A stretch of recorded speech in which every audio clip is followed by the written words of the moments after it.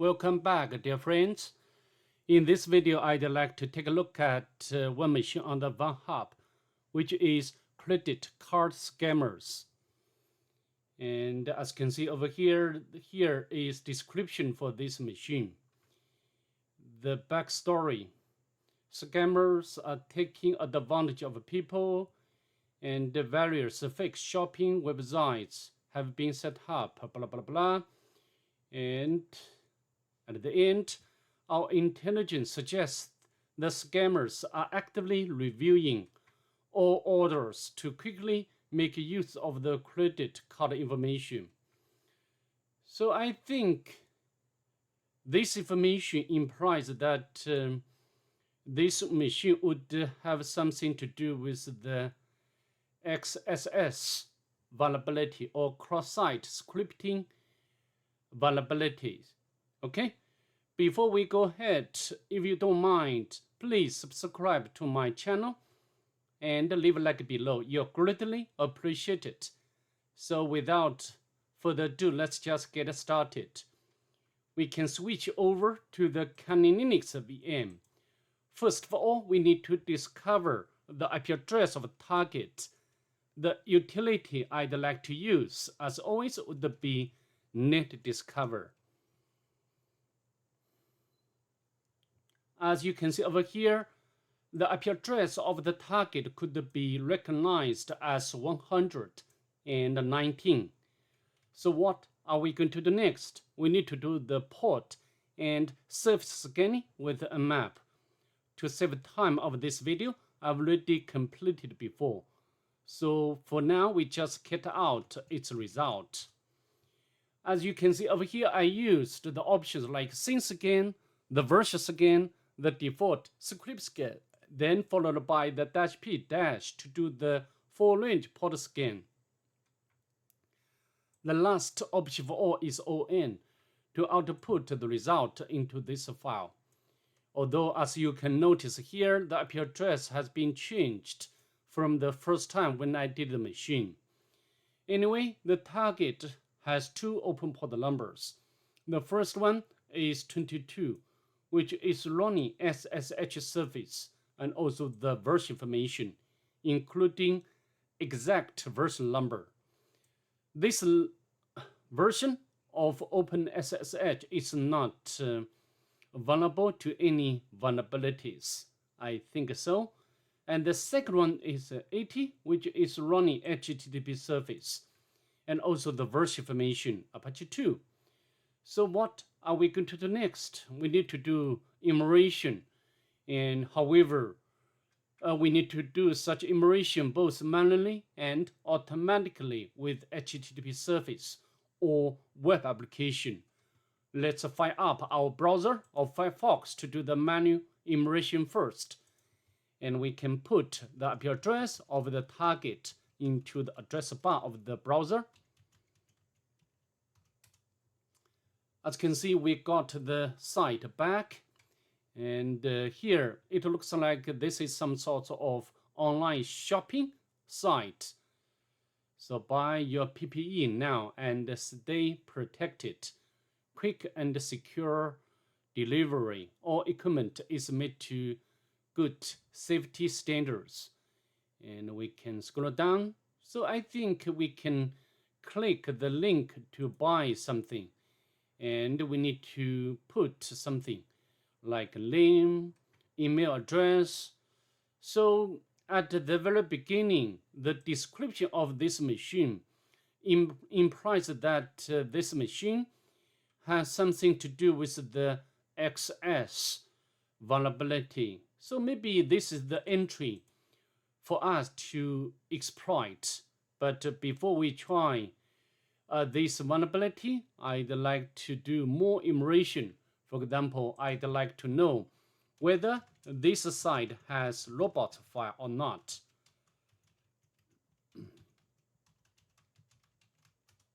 Not found.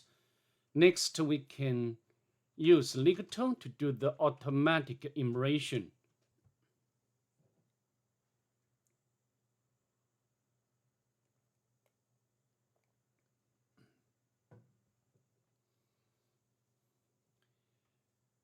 So as you can see here, over here, Nikto discovered some directories like CSS, image, icons.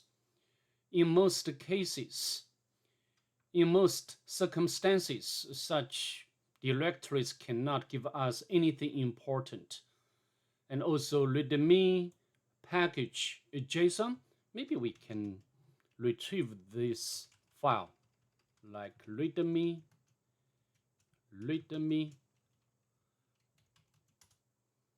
some information about Bootstrap. I like Bootstrap. I think this is very good front end framework. Okay, so next we can try to retrieve a package JSON. Nothing important. Some sort of front end information like start Bootstrap. So next we can launch the GoBuster to do the directory enumeration. GoBuster, and the subcommand is dir. As you know, GoBuster can support a variety of subcommands like dir, which stands for directory, and also the subdomain direction we can use subcommand as vhost. Okay, and we can put the IP address of the target into here. Word list, GoBuster directory.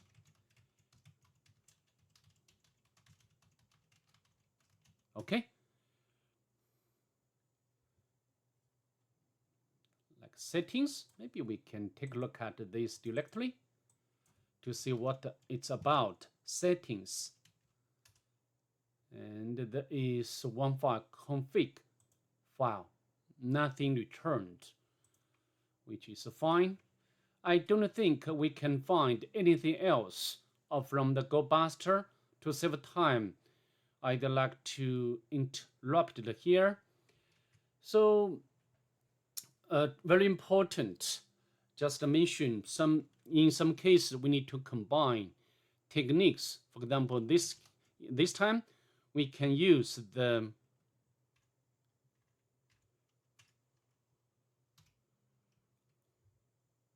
GoBuster to do the directory enumeration.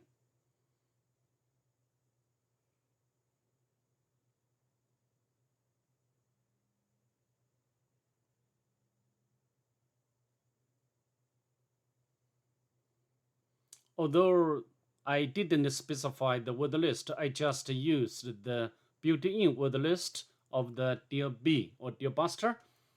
However, you can get different results from the GoBuster.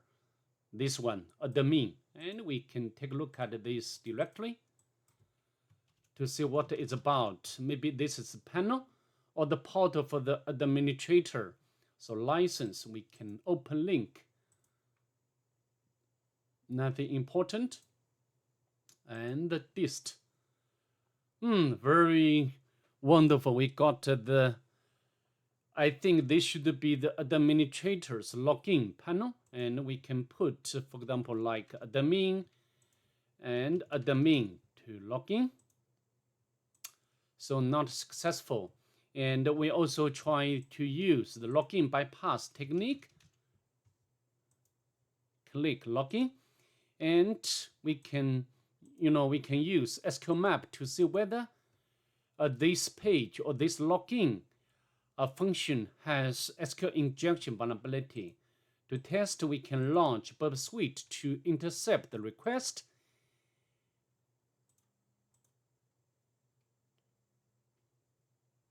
Make sure intercept option is on. And then we can put anything like the admin, password, or anything else, login, and forward. However, I didn't get anything very interesting. Make sure the proxy has been turned to Burp Suite. All right, it's fine. We can refresh.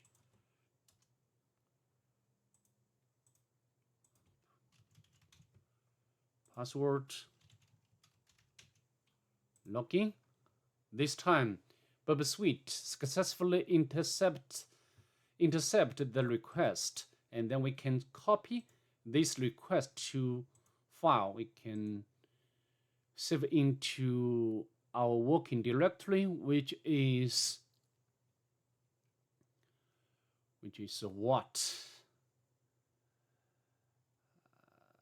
Credit, I think so. And we can name it as rec. Okay, and I think we can close up the Burp Suite and disable the proxy. And we can use SQL map and followed by the request file. And do you want to follow? Yes. Yes. Of course, I don't think we can find such vulnerability or SQL injection vulnerability. To save time, I will not wait. Okay, so if you want, you can wait it to be finished. All right, so I think we have done almost everything what we can, except the home page. The home page is the online shopping application. And also, again, the description of this machine implies that maybe we should exploit the XSS vulnerability. Okay, so how to do? And here, so many fields. And at this moment, we don't know which field is vulnerable to XSS vulnerability. It doesn't matter, we can put the payload into all fields, okay? So how about the payload? To be honest, I cannot remember it very clearly. And also sometimes we need to, of course, the simple payload would be like this one, script, and alert. For example, like JSON and script. But sometimes such payload will be blocked, will be filtered by the web application. Okay, submit. So doesn't pop up the alert message. So how to do? We can, you can use Google to make some search. And one link will be this one. You can try different payloads. And to save time, I like to try, I think this one. We can copy and paste. Maybe not this one, paste in here. And we need to change the IP address of the attacking machine. Yeah, also another very important thing is here. Sometimes because of some firewall rules are adopted by the machine or the target, some unusual port number will be blocked. For example, like 8,000. So the safer port number should be like 443 or 880, right? So here, I'd like to use the 80 port number. We can use Python or use the PHP to set up the web server. And we need to make sure the double quotes is the native one. And we can copy. And then we can put into all fields.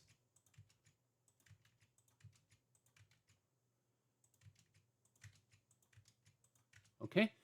And we need to set up the web server.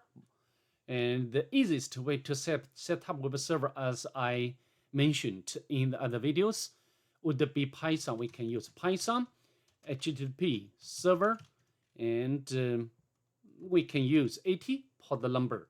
And now we can press enter.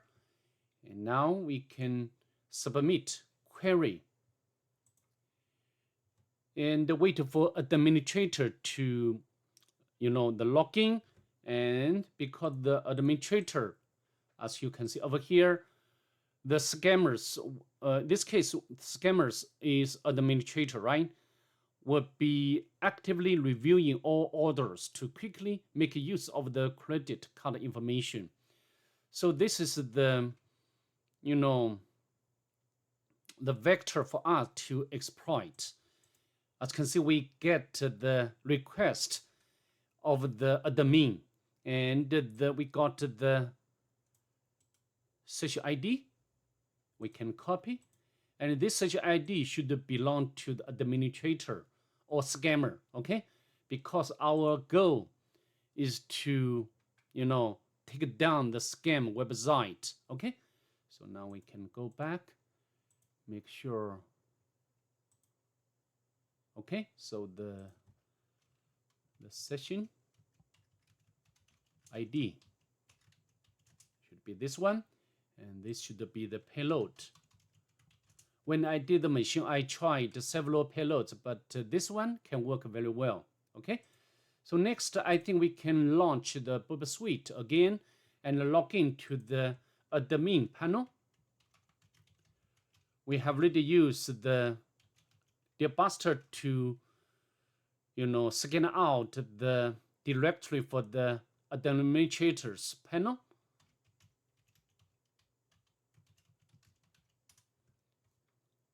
Click dist and admin, anything, and then we can enable the proxy.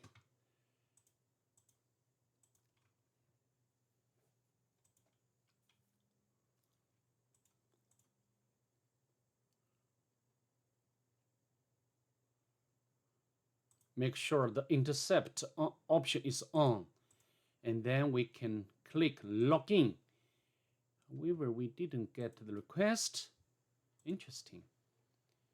Maybe we need to click login again. All right, doesn't matter.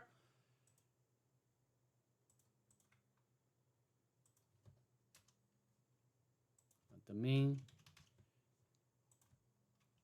password, or anything, login. This time we successfully intercepted the request, and then we need to replace the session ID with admin's session ID. So by this, we can impersonate as an administrator. Okay, so now we can paste it in here. Now we can forward. Okay, this time, as you can see, our payload have been executed and popped up. We do not need this information anymore. As you can see, we successfully log in to the administrators panel, and then we can go to the database admin and forward. Oh, we need to log in again. Sorry about that. And log in. Paste in here. Forward.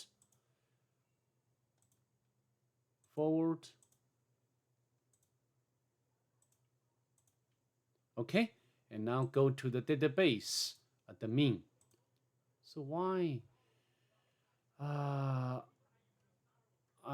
automatically logged out?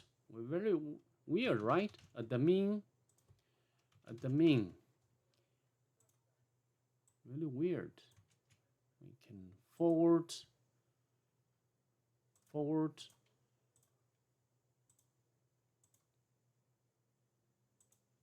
Okay, now go to the database. So why? And maybe I can change this cookie and refresh, and admin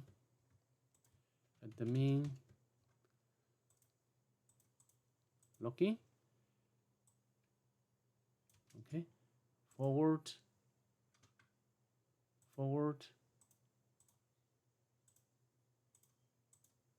Okay, so now we can go to database admin. Here, give us the function to execute SQL commands for deleting or archiving data. Be careful not to break our store. The money is constantly flowing in. So, next would be straightforward. We can upload the web shell or write web shell to through the SQL commands or statements. Okay, so how to do? Again, we can use Google to make some search, and we can use this command. We can copy and paste into notebook, and make sure the double quotes are native one.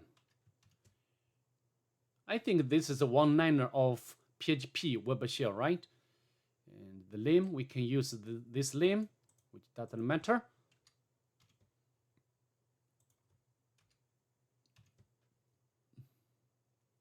Then we can copy and paste in here. Execute. I think no error. So next, I think, so what are we going to do next? We need to get a foothold on the target by running some sort of reversal command.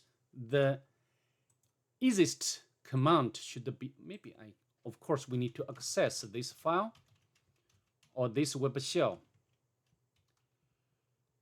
PHP, and we need to pass the argument cmd id. As you can see, the command has been successfully executed, and we can run the ls command.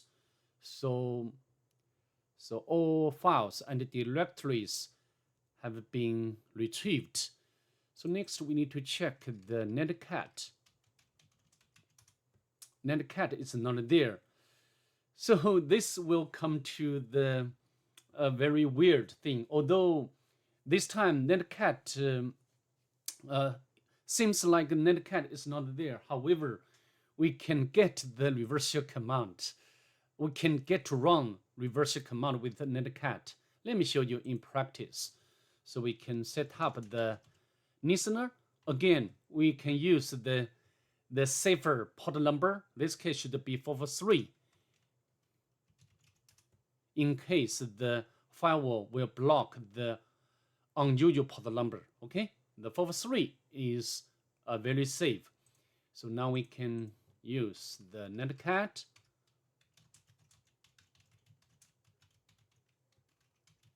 Followed by the IP address of the Kali Linux and port number.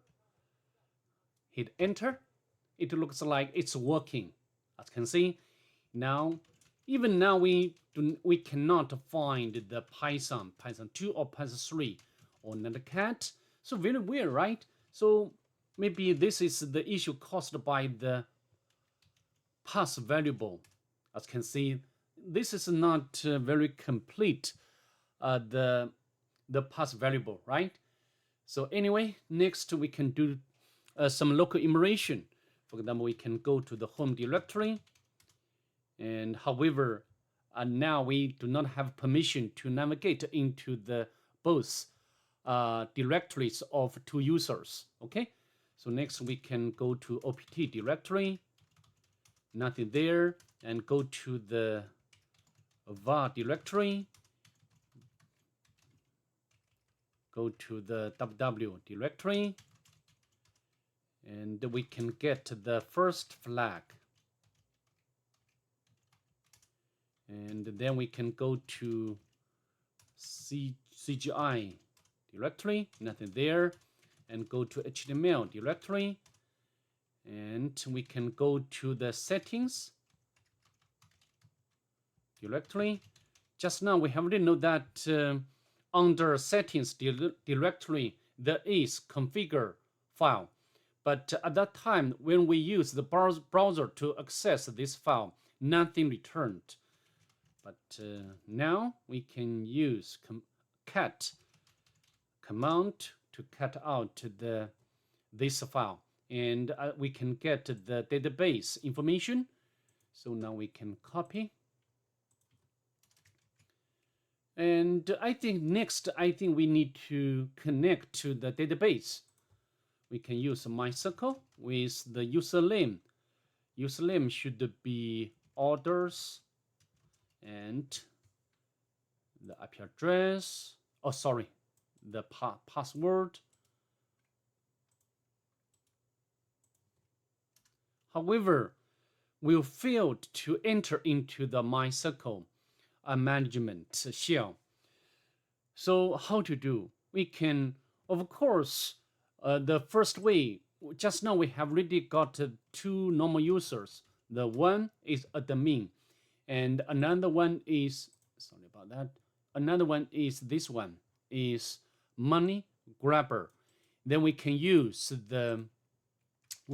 Hydra to crack its password of SSH service. And to be honest, we need to spend a bit long time to crack it.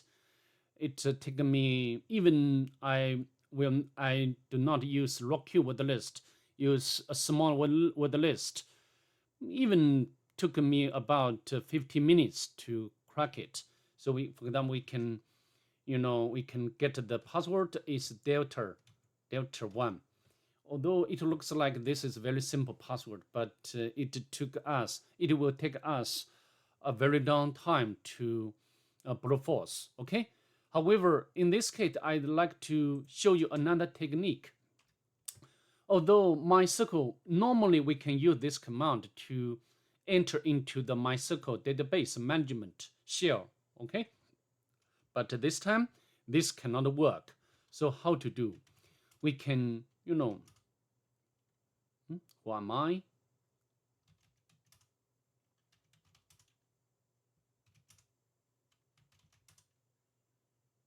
Even so, I think this. So now we are neither in the MySQL shell nor in the system shell. Even we cannot run any command. Okay, so maybe I'd like to interrupt or reconnect again. Sorry about that. So how to do?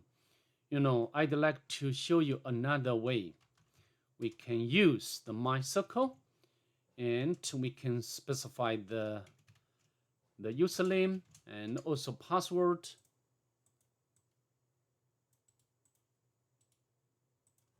And followed by the database name. The database name is also orders. And with E option, and this option can run the command, for example, like select. And as we know, the table, what we are interested in is users, from users table.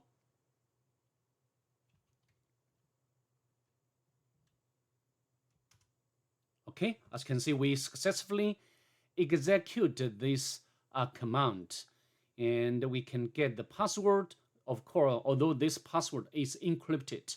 So we can copy this password. And we can open up another tab, make the font to be bigger, so you can see what's going on. We can echo. And then we can use John the Ripper to crack it. Also, this will take a bit long time to finish. And to save time of this video, I will not wait. I assume that we have already got the password for the user money grabber. So we can log in to the target or SSH to the target. Yes, Delta 1. As you can see, we successfully log in to the target as a user money grabber. And we can get the second flag. And here, the backup. I think we can cut out this shell script. It looks like this is some sort of action. Even the should be, maybe it should be cron job, right? So anyway, next we can upload the NumPy shell script to do the automatic immersion. And we can, so I've already got this script ready. So next we can use the existing web server to upload. Okay, so we can use wget. So this time this user can access or can execute netcat. Now we can use wget to upload ninpairs, and we need to make it executable. Then we can run it.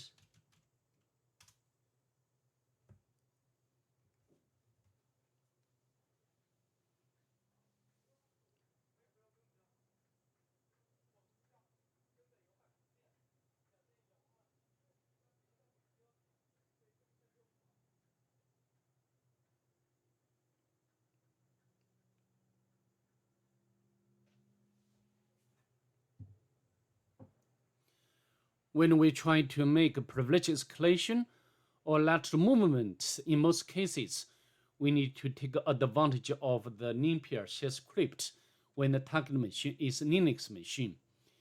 And as you can see, it's done. Now we can scroll up to see whether we can find any vector.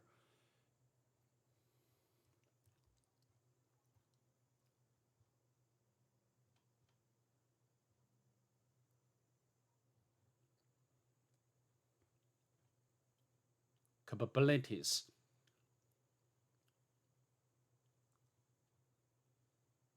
SUID binaries. Unknown SUID binary. So let's take a look at this this binary. Okay, we can use strings. Backup. So I think this script, this binary is doing some, as you can see, it's running.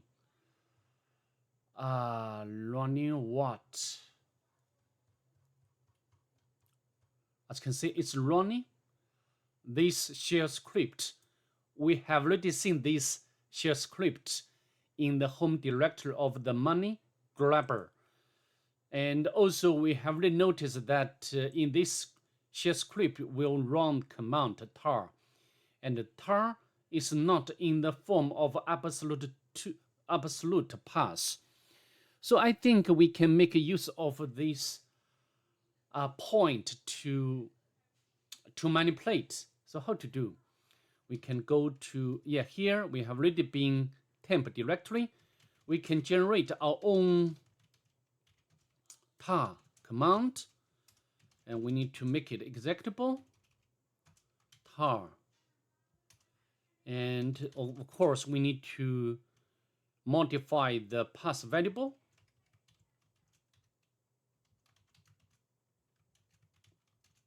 And then we can run this backup binary.